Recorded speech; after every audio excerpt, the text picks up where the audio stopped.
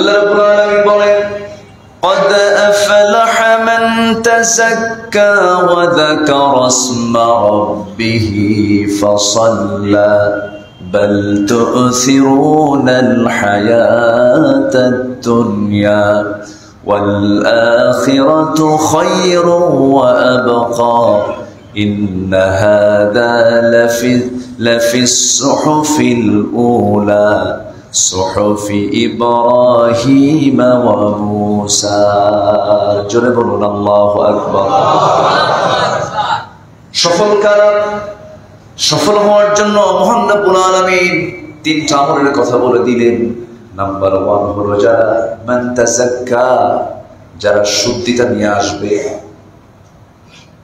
যাদের ভিতরে নফসের শুদ্ধতা চলে আসবে, তারা হলো সফল। নফসের ট্রিটমেন্টে যদি কেউ ধরা খেয়ে যায়, নফসের ট্রিটমেন্টে যদি কেউ পরাজিত হয়ে যায়, তার সবকিছু নিষ্ফল হয়ে যাবে, সে কোনো ফলাফল আল্লাহর দরবারে পাবে না। এই জন্য আল্লাহ রাব্বুল আলামিন আরেক জায়গায় বলেছেন قد أفلح من زكاها وقد خاب من دساها। এই জন্য নফসের শুদ্ধতা লাগবে। এরপর ওয়াযাকারা ইসমা রাব্বিহি, তার রবের সে স্মরণ করবে, তার রবের সে জিকির করবে। আমার আল্লাহ তাআলার অনেকগুলো নাম আছে, ওয়ালিল্লাহিল আসমাউল হুসনা ফাদউ বিহা, অনেকগুলো নাম আছে, সে নাম ধরে ধরে জিকির যারা করবে, আল্লাহকে স্মরণ করবে যারা, এবং সাথে আরেকটা কাজ হচ্ছে ফাসাল্লা, এরপরে সে কি করবে? সালাত আদায় করবে, নামাজে দাঁড়িয়ে যাবে। নামাজটা হতে হবে অনুন্নত না উন্নত? নামাজ কিন্তু দু প্রকার, একটা অনুন্নত আর একটা কি উন্নত। নামাজের মধ্যে কিছু ক্লাস আছে, মানে অনুন্নত নামাজ আর একটা কি নামাজ? উন্নত নামাজ। নামাজ না পড়লেই না, আল্লাহ ছাড়ে না, জনগণ দেখে। আমি একটু কমিটিতে আসি, নামাজ না পড়লেও কেমন হয়, দায়িত্ব থাকে না, আল্লাহ ছাড়ে না, জনগণ দেখে, আল্লাহু আকবার, এরকম আছে কিনা বলেন? আচ্ছা, এটা অনুন্নত নামাজ। কি নামাজ? অসুস্থ, অনুন্নত, উন্নতি নাই, অসুস্থ নামাজ, প্রাণহীন নামাজ, জীবন্ত নামাজ এটা নয়। ফাসাল্লা অর্থাৎ যার তাসকিয়া ঠিক হয়ে যাবে, যার শুদ্ধিতা ঠিক হয়ে যাবে, যার জিকির ঠিক হয়ে যাবে, ফাসাল্লা, এরপরে সে যখন নামাজে দাঁড়াবে তার মধ্যে একটা জীবন্ত নামাজ হাজির হয়ে যাবে। জোরে বলে সুবহানাল্লাহ। আল্লাহ পাক এখানে কিন্তু আগে তাসকিয়ার কথা বলেছেন, পিউরিটি আগে, মানে ঠিকঠাক করে নাও, আগে নাফসটা ঠিক করো। তুমি কোন নিয়তে নামাজ পড়ছো, তোমার লক্ষ্য কি, তোমার টার্গেট কি, তোমার চিন্তা কি? এই জন্য আল্লাহ রাব্বুল আলামিন আরেক জায়গায় বলেন কুল ইন্না সালাতি ওয়া নুসুকি ওয়া মাহইয়ায়া ওয়া মামাতি লিল্লাহি রাব্বিল আলামিন। আমার সালাত, আমার কুরবানি, আমার জীবন, আমার মরণ, আমার হায়াত, আমার মওত সব কার জন্য বলেন? আসতে বলবেন না, কার জন্য? দুইটা মৃত্যু এই 7 দিন আমার কানে আসলো খুব আপনজন। দুইটা মৃত্যুর ভিতরে গত পরশু দিন আমার ঘরের সাথে সামনে ঘর, আমার মিনিমাম 10 বছরের ছোট হবে, মেবি তার বয়স হবে 34-35 এরকম হতে পারে, ছোট্ট বাচ্চা, সুস্থ মানুষ। আমি কথাও বলেছি, ঘন্টাখানেক আগে আমি কথা বলেছি তার সাথে, ঘন্টাখানেক আগে কথা বললাম। বলার পরে আমি আমার ঘর থেকে বের হয়েছি। এরপরে আমাকে ফোন দিয়ে বললো, ভাই লিমন নাম তার, মারা গেছে। আমার কাছে মনে হলো যে কিভাবে মারা গেল, কি হলো? পরে শুনি বিদ্যুৎ স্পৃষ্ট হয়ে একটা তারে সে হাতটা লাগে তার, সেখানেই তার ডেড বডি, সেখানেই সে মারা যায়। মাত্র তার বয়স হলো 35 বছর, ছোট্ট বাচ্চা, সে হাতে মোবাইল নিয়ে খেলতেছে। সে জানে না যে আমার আব্বা মারা গেছে, মারা যাওয়াটা কি সে বোঝেও না। সুস্থ সবল মানুষ, কথা হলো, এরপরে দুনিয়া থেকে সে বিদায় হয়ে গেল। এই হচ্ছে আমাদের ডিউরেশন, আমাদের টাইম। এটা এই জীবনে নেক আমল আছে, বদ আমলও আছে। আমাদের বদ আমল আছে না? এবার মানুষ যখন মারা যায়, একটা হাদিস শোনায় দিই, লা তাসুব্বুল আমওয়াত ফাইন্নাহুম ক্বাদ আফদাউ ইলা মা কদ্দামু। তোমরা মৃত ব্যক্তিকে গালি দিও না। বলেছেন মুহাম্মদ সাল্লাল্লাহু আলাইহি ওয়াসাল্লাম, লা তাসুব্বুল আমওয়াত, মৃত ব্যক্তিকে তোমরা গালি দিও না। ফাইন্নাহুম ক্বাদ আফদাউ ইলা মা কদ্দামু, কারণ সে তার আমলনামা নিয়ে চলে গেছে, তাকে নিয়ে আর কোনো কথা বলতে যেও না। এই পৃথিবীতে সকল বান্দার প্রতি সবচেয়ে বেশি দয়া কার? আসতে বলবেন না, কার? আল্লাহ যদি দয়া করে মাফ করে জান্নাত দেন, আপনার কিছু করার আছে? যে চোর কার বান্দা? যে ডাকাত কার বান্দা? যে সন্ত্রাসী কার বান্দা? যে খুনি কার বান্দা? বান্দাটা কার? মর্যাদা নাই বান্দা, যেহেতু আল্লাহ, আল্লাহ তো তাকে মর্যাদা দিয়েছেন। যার প্রাপ্য, যার ফলাফল, এটা আল্লাহ দিবে। এই জন্য এটাকে আমরা দেখবেন যে অনেকে মরে যাওয়ার পরে মানে আমাদের গালমন্দ বন্ধ হয় না, এদিকে কিন্তু নিজের ভিতরে ঠিক নাই কিছুই, আমরা বলে বেড়াই না। আমরা একটা মানুষ মারা যাওয়ার সঙ্গে সঙ্গে মানসিকতা রাখতে হবে, আল্লাহ তোমার এই বান্দাটাকে তুমি নিয়ে গেছো, তোমার জিম্মায় সে চলে গেছে, এটা এখন কার জিম্মায়? তুমি দেখবা, তুমি দেখো, আল্লাহ তুমি ক্ষমাশীল, তুমি ক্ষমা করে দিও। তাহলে আমাদের মূল টার্গেট হবে আমরা নিজেদের আত্মশুদ্ধিতা নিয়ে আসবো, একটা নফসের শুদ্ধতা, যেখানে কোনো হিংসা থাকবে না, যেখানে কোনো গীবত থাকবে না, যেখানে কোনো মিথ্যা থাকবে না। গতকালকে একটা ক্লাস নিচ্ছিলাম আমি, কিছু মানে আলেমদের সামনে বসে একটা আধা ঘন্টার একটা ক্লাস আমার ছিল, আমি ক্লাস নিচ্ছিলাম। তো আমাকে ছাত্ররা এক পর্যায়ে বলে ফেললেন যে উস্তাদ আমাদের একটা নাসিহা করো, শুধু একটা আমল আমরা আপনার কাছ থেকে একটু শিখতে চাই। আমি তাদেরকে একটা আমল শেখাই দিলাম, বললাম যে আপনারা যারা শিক্ষার্থী, শুধু একটা আমল আপনারা সারা জীবন করবেন, সেটা হলো মিথ্যা কখনো বলবেন না। কি বলবেন না? কখনো মিথ্যা কথা বলবেন না। এই পৃথিবীতে সেই লোকটাই সবচেয়ে বড় আল্লাহর ওলি, যার মুখ থেকে মিথ্যা কথা বের হয় না। আর যার মুখ থেকে মিথ্যা কথা বের হয় না, সে যে দোয়াই করবে সেই দোয়া আল্লাহর দরবারে কবুল হয়ে যাবে। তাহলে মিথ্যার সাথে ঈমানের কোনো সম্পর্ক নাই। মিথ্যার সাথে সম্পর্ক কিসের? মুনাফিকের। বলেন, মিথ্যার সাথে কি ঈমানদারের সম্পর্ক না মুনাফিকের সম্পর্ক? কিন্তু আজকে আমার দেশের ঈমানদারদের সম্পর্ক কিসের সাথে? আমার দেশের ঈমানদারদের সম্পর্ক কিসের সাথে? মিথ্যার সাথে। কিসের সাথে? মিথ্যার সাথে। সম্মানিত ভাইরা, তাহলে আমরা এই নসিহাটাকে আমরা মাথায় রাখবো। আল কিযবু উম্মুল খাতিয়াত, মিথ্যা হচ্ছে সকল পাপের জননী, সকল পাপের মা হচ্ছে মিথ্যা। আমাদের একাকী মিথ্যা, লোকালয়ে মিথ্যা, অফিসে মিথ্যা, রাজনীতিতে মিথ্যা, পরিবারে মিথ্যা, স্বামীর কাছে স্ত্রী মিথ্যা, স্ত্রীর কাছে স্বামী মিথ্যা, ছেলের কাছে মেয়ে মিথ্যা, মেয়ের কাছে ছেলে মিথ্যা কথা বলা। এরপরে কি বলবো আর, আইনে মিথ্যা, রায়ে মিথ্যা, প্রত্যেকটা জায়গায় মিথ্যা শুধু আছে না মিথ্যার রাজত্ব? মিথ্যা রাজত্ব। তো জাতিগত ভাবে যারা সত্যবাদী হওয়ার কথা ছিল, আমাদের মূল রাহবার যিনি, আমাদের যিনি মূল মডেল, উসওয়ায়ে হাসানা মুহাম্মদ সাল্লাল্লাহু আলাইহি ওয়াসাল্লাম, তার গোটা জীবনের একটা শ্রেষ্ঠ আমল আমাকে বলেন তো, তার গোটা জীবনের একটা শ্রেষ্ঠ আমল ছিল, বলেন তো কি? কখনোই তিনি কৌতুক করেও একটা মিথ্যা কথা বলেন নাই। তিনি হচ্ছেন আমাদের রাহবার। তাহলে আমাদের লিডার, আমাদের উসওয়ায়ে হাসানা, আমাদের আদর্শ মুহাম্মদ সাল্লাল্লাহু আলাইহি ওয়াসাল্লাম, যিনি রাজনীতি করেছেন, যিনি দেশ চালিয়েছেন, যিনি বিচার করেছেন, যিনি পলিটিক্স করেছেন, যিনি একজন প্রেসিডেন্ট ছিলেন, যিনি ইমাম ছিলেন, যিনি বিচারক ছিলেন, যিনি যোদ্ধা ছিলেন, মুজাহিদ ছিলেন, একজন পরিবারের কর্তা ছিলেন, স্বামী ছিলেন, সন্তানের বাবা ছিলেন, নাতির নানা ছিলেন, সব তিনি করেছেন, ব্যবসায়ী ছিলেন। এতগুলো সব কাজ আল্লাহ পাক তাকে সম্পন্ন করিয়েছেন মিথ্যার আশ্রয়ে না সত্যের আশ্রয় নিয়ে? আর আমরা কিসের আশ্রয় নিই? মিথ্যার আশ্রয়। তাহলে কি এটা ইখলাসের অথবা তাজকিয়াতুন নফসের কোনো লক্ষণ? না।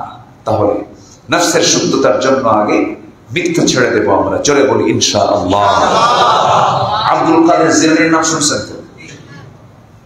আমাদের সবার একটা গজল ছিল, আমি ছোট্টবেলায় শুনতাম, আই বলো পীর আব্দুল কাদের জিলানী জিলানী, তোমারই নামের গুণে আগুন হয়ে যায় পানি। এটা আমরা একটু বাড়াবাড়ি করছি। নামের গুণে কি আগুন পানি হয়? আগুন তো আগুন, পানি পানি।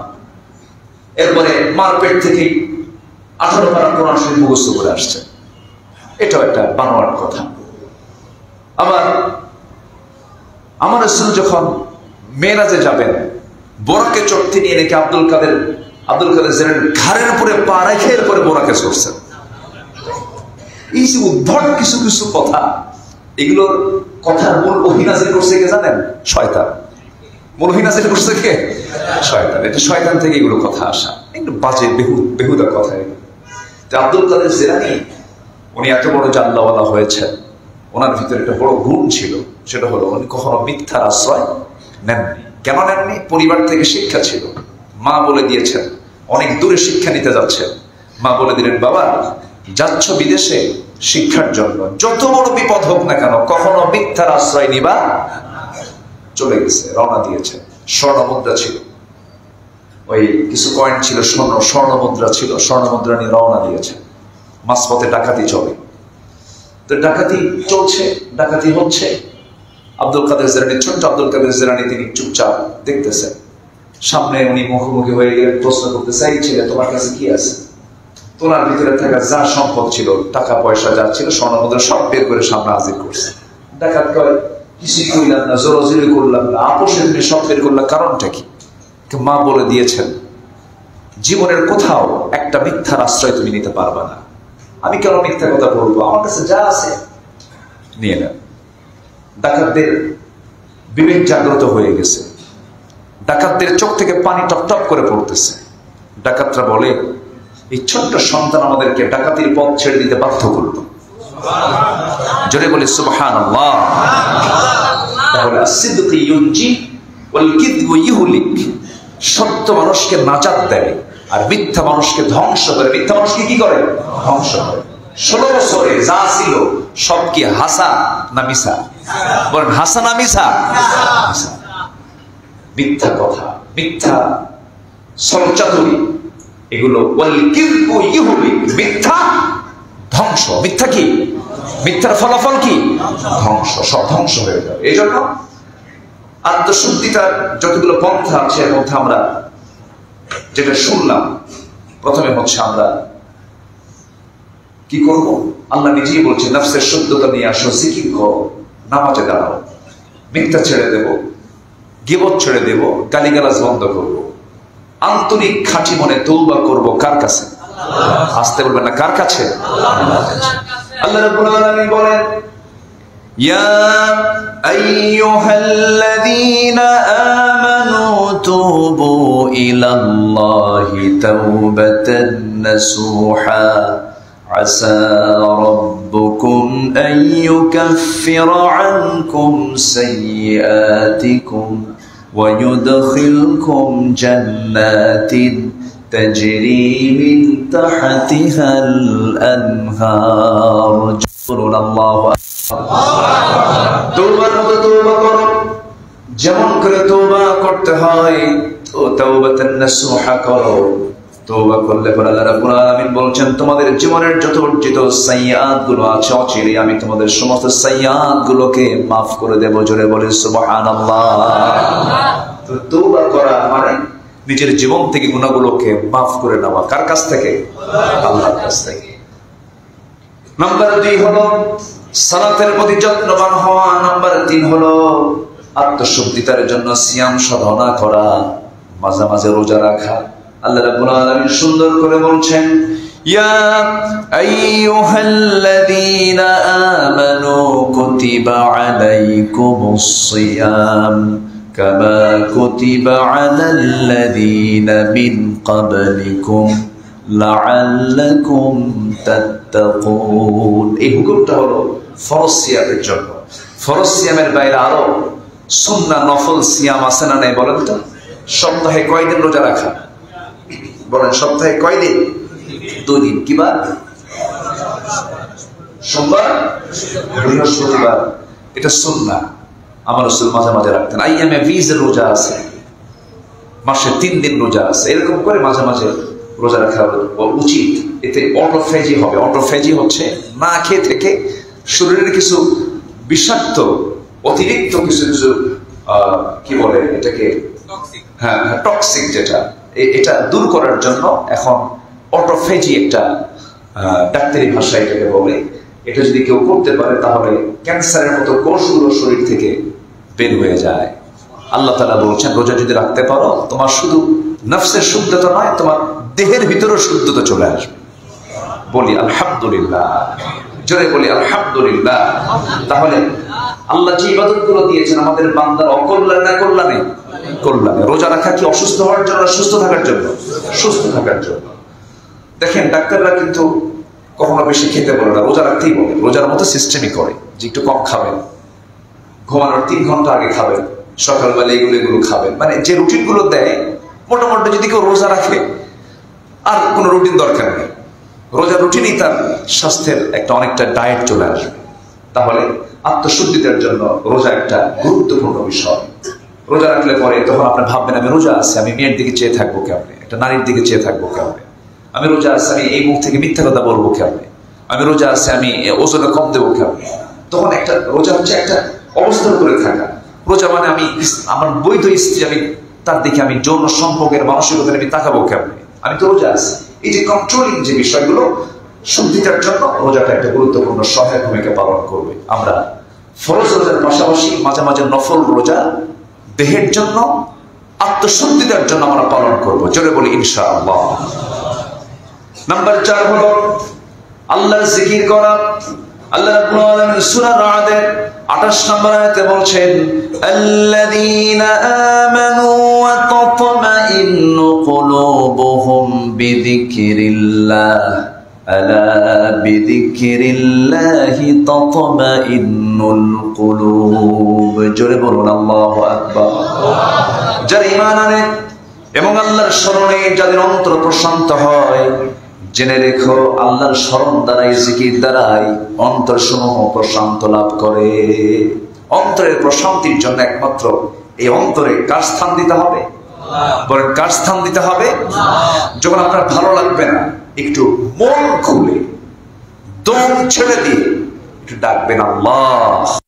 একটু জোরে বলেন তো আল্লাহ, আল্লাহ। প্রশান্ত হয়ে যাবেন আপনি, আপনার সংকীর্ণতা সব দূর হয়ে যাবে। আপনার যে যত জাম আছে আপনার ভিতরে, যত সমস্যা, মানসিক অস্থিরতা আছে, সংকীর্ণ হয়ে আছেন আপনি, সব ছুটে যাবে। ওয়ামান আ'রাদা আন যিকরি ফাইন্না লাহু মাঈশাতান দানকা ওয়া নাহশুরুহু ইয়াওমাল কিয়ামাতি আ'মা। আমার জিকির থেকে যারা দূরে থাকবে আমি তাদের জন্য দুনিয়াটা সংকীর্ণ করে দেব, আর আমার জিকির করবে আমি তার জন্য দুনিয়াটা প্রশস্ত করে দেব। জোরে বলে সুবহানাল্লাহ। জিকির করবে না সংকীর্ণ হয়ে যাবে, জিকির করবে কি হয়ে যাবে? প্রশস্ত হয়ে যাবে। এটা কার কথা? আল্লাহ। আল্লাহ রাব্বুল আলামিন আত্মশুদ্ধিতার জন্য আল্লাহ তাআলা তার কিতাবের সঙ্গে সম্পর্ক রাখতে বলেছেন। আল্লাহ রাব্বুল আলামিন বলেন ঈমানটাকে যদি বৃদ্ধি করতে চাও, আলা ইন্নামাল মুমিনুনাল্লাযীনা ইযা যুকিরাল্লাহ ওয়াজিলাত কুলুবুহুম ওয়া ইযা তুলিয়াত আলাইহিম আয়াতুহু যাদাতুহুম ঈমানা ওয়া আলা রাব্বিহিম ইয়াতাওয়াক্কালুন। ঈমান বৃদ্ধির জন্য, নফসের শুদ্ধতার জন্য যখনই চান্স পাবেন, যখন দেখছেন সময় যাচ্ছে না, হয়তো কোন একটা জায়গায় আপনি অবকাশ করছেন, আল্লাহর কালামটা নিয়ে সুন্দর করে তেলাওয়াত করবেন। তেলাওয়াত যদি নাও বোঝেন তবুও তেলাওয়াত করবেন। আমার বন্ধুগণ, তেলাওয়াত যদি বুঝে যদি তেলাওয়াত করতে পারতেন, এর মতো অমৃত স্বাদের কোনো কিছু পৃথিবীতে আর দ্বিতীয়টা নাই। এর চেয়ে অমৃত স্বাদ, এর চেয়ে অমৃত মজা পৃথিবীতে আপনার অন্য কোনো কিতাবের মধ্যে পাবেন না। যখন মক্কা মুকাররমার যখন আযান গুলো হয়, তেলাওয়াত গুলো হয়, মনে হয় যেন এই কোন সাউন্ড, এই কোন ওয়েভ, এটা কোন একটা শব্দ তরঙ্গ আমার কানে ভেসে আসছে। যারা একটু ভাবুক, যারা একটু ভাবনা চিন্তা ভাবনা করে, ফিকির করে, জিকির করে, তাদের মধ্যে অনেক বড় নিয়ামত হচ্ছে এই আল্লাহর কালামকে একটু এর সাথে একটু মানে এই সম্পর্ক রাখা। আল্লাহ রাব্বুল আলামিন বলেন, আল্লাহু নাযালা আহসানাল হাদীসি কিতাবান মুতাশাবিহান মাসানি। আল্লাহু আকবার। সম্মানিত ভাইরা, এই আল্লাহর কালাম আমরা পেয়েছি, এটা আমরা ধন্য। এই কালামের সঠিক হক আমরা আদায় করব, জোরে বলি ইনশাআল্লাহ। নাম্বার 6 হলো সিজদায় বেশি বেশি ক্রন্দন করা, তাজকিয়াতুন নফসের জন্য, নফসের শুদ্ধতার জন্য। হাসার পরিমাণ বেশি না কান্নার পরিমাণ বেশি? হাসি না কান্না? বলেন, পৃথিবী মূলত কি হাসির জায়গা না কান্নার জায়গা? কান্নার জায়গা। এটা ভাববেন যে আমরা, আমাদের অপশন এই দুনিয়াতে হাসার নয়, এই দুনিয়াতে আমাদের অপশন হচ্ছে এটা এমন একটা জায়গা যে জায়গায় আমাদের হাসার পরিমাণ কম হবে, কান্নার পরিমাণ বেশি হবে। একটু মনে মনে ভাবতে হবে, আল্লাহ আমি তোমার গোলাম, সর্বশেষ তোমার ভয়ে, তোমার জাহান্নামের ভয়ে, তোমার ক্ষমতার ভয়ে আমি কোন দিন কেঁদেছি, তোমাকে সম্মান করে, তোমাকে শ্রদ্ধা করে, তোমার জাহান্নামকে ভয় করে আমি সর্বশেষ কোন দিন কেঁদেছি। এটা যদি একটু বারবার নিয়ে আসি, প্রত্যেক বান্দার উচিত দিনের একটা সময় কার ভয়ে কান্নাকাটি করা? কার ভয়ে কান্নাকাটি করা? আল্লাহর ভয়ে কান্নাকাটি করা। মানুষ কিন্তু কান্দে, মানুষ কান্দে না? কান্দে জায়গায় নেওয়া, জায়গায় জায়গায় নেওয়া, জায়গায় বাপ মরে গেছে, ওই বাপরে বাপ। মহিলাদের কান্না দেখলে বা এলাকা তোলপাড়। মৃত ব্যক্তির জন্য কান্না করা ইসলাম কি জায়েজ করেছে? জায়েজ করে নেই। মানে কান্নার ভাব দেখে মনে হয় আল্লাহ মরণ দিল কেন, শব্দ আল্লাহ, এরকম কিছু আছে না? তুমি আল্লাহ কেন নিয়ে গেলে আমার মারে? তুমি দেখো না এই কাউকে? এরকম এরকম এরকম আছে না? এরকম আছে, ঠিক না? আল্লাহ তাআলা এই দুনিয়া নামক এই ফুল বাগান থেকে যে ফুলটা তারা বেশি পছন্দ হয় সেটা আগে টান দিয়ে নেন। যে ফুলটা বেশি পছন্দ হয় সেই ফুলটাকে আগে টান দিয়ে নেন, টান দিয়ে নেন। বাস চলে গেছে, আমরা কাঁদবো না কেন? আমার নবীজিও কেঁদেছেন। কাসিম রাদিয়াল্লাহু তাআলা আনহু যখন দুনিয়া থেকে বিদায় নিলেন, নবীজির চোখের কোনা বেয়ে বেয়ে টপ টপ করে পানি পড়ছে। সাহাবায়ে কেরাম বলছেন, ইয়া রাসূলুল্লাহ আপনি কাঁদেন কেন? রাসূল বলছেন, আমার তো অন্তর আছে, আমার তো দিল আছে, আমার তো মহব্বত আছে, আমার তো মায়া আছে। আমি আমার জন্য সন্তানকে আল্লাহ নিয়ে গেছেন, এই জন্য কাঁদি না। আমি আমার খাদিজার জন্য কাঁদি।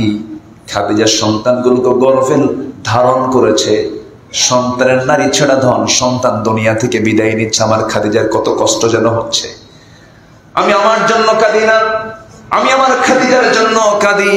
আমি আমার রবের কাছে এই জন্য কাঁদি, আল্লাহ আমার সন্তানগুলোকে তুমি তোমার জান্নাতের উচ্চ মাকাম আমার সন্তানগুলোকে দিয়ে দাও।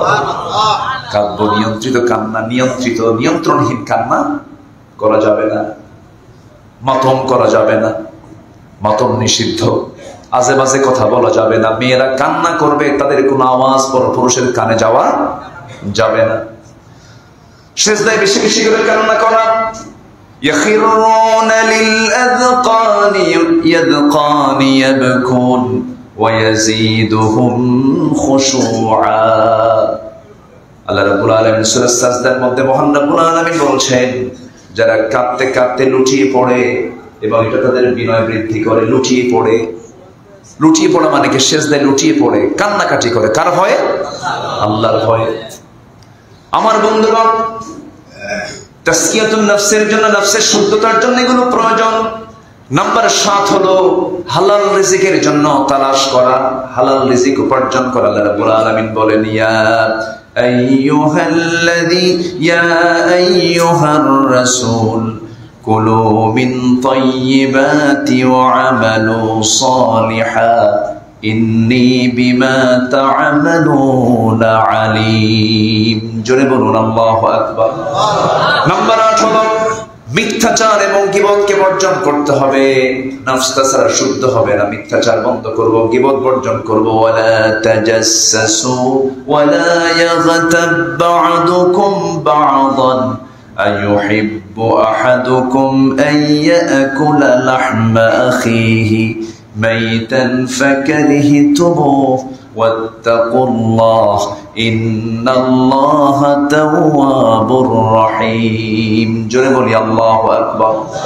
নাম্বার 9 হলো অহংকার করা যাবে না, আত্মগরিমা প্রকাশ করা যাবে না। ওয়ালা তুসাইর খাদ্দাকা লিন-নাসি ওয়ালা তামশি ফিল আরদি মারাহা ইন্নাল্লাহা লা ইউহিব্বু কুল্লা মুখতালিন ফখুর। অহংকারের বশবর্তী হয়ে মানুষকে অবজ্ঞা করে চলো না। দেখেন না, এড়িয়ে চলে মানুষ। যা আছে একটা, সে ভাবি না। ও যখন রাস্তায় হাঁটে বুঝায় আমি একখান মাল যাচ্ছি, আসলে এরকম কিছু আছে না, বুঝে আমার মতো আর কি আছে।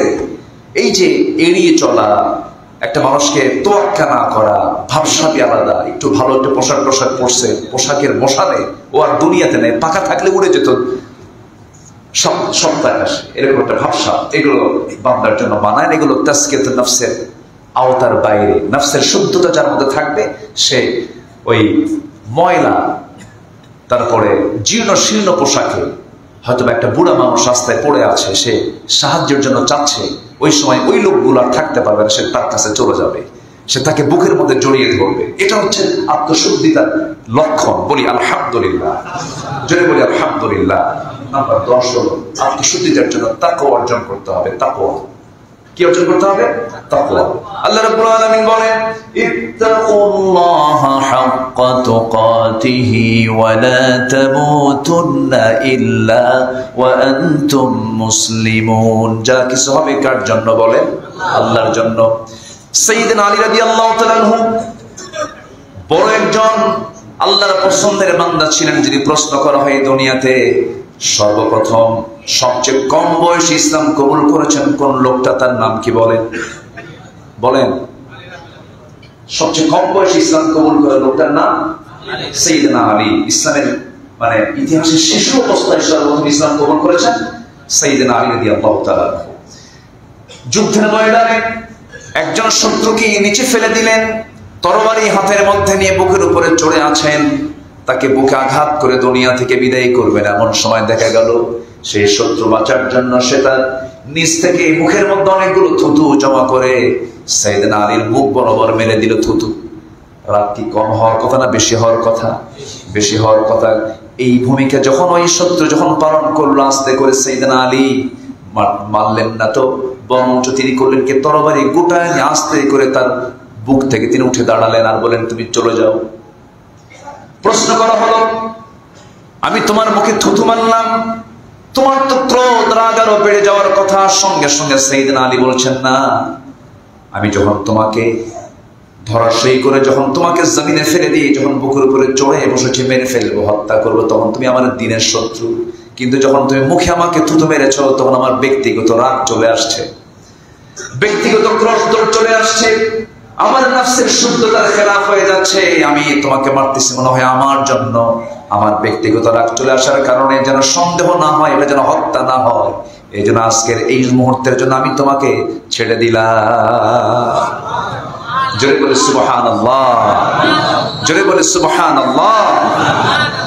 সাইয়েদনা আলী তিনি একটা মূল্যবান কথা বলেছেন একটা লাইনের ভিতরে। তিনি বলেছেন, প্রচন্ড রাগের সময় কাউকে ক্ষমা করা, প্রচন্ড রাগের সময় কাউকে কি ক্ষমা করা। দেখেন, প্রচন্ড রাগ কি করে দিলেন? ক্ষমা করে দিলেন। নাম্বার 2 হচ্ছে নিদারুণ অভাব। প্রচন্ড অভাব, প্রচন্ড অভাবের মধ্যে থাকার পরেও সে আল্লাহর পথে কিছু না কিছু দান করে। সুবহানাল্লাহ। নাম্বার 3 হলো একান্ত নির্জনতায় নিজেকে পাপ থেকে বিরত রাখা। পাপ করার সম্ভাবনা মানুষের মাঝে বেশি না নির্জনে বেশি? বলেন বলেন বলেন। নির্জন পরিবেশে পাপ করার সুযোগটা বেশি। উনি বললেন 3টা আমল অত্যন্ত কঠিন, এটাকে যারা করতে পারবে তারা সফল। নাম্বার 1 হচ্ছে প্রচন্ড রাগের সময় কি করা? মাফ করে দেওয়া। নাম্বার 2 হচ্ছে দারুণ অভাব থাকা সত্ত্বেও দান করা। অভাব কিচ্ছু নাই তার, এর মধ্যে সে কিছু অংশ দান করছে। নাম্বার 3 হচ্ছে একান্ত নির্জনতায় নিজেকে রাখার পরেও ওই নির্জন পরিবেশে কোনো পাপের কাজে নিজেকে না জড়ানো।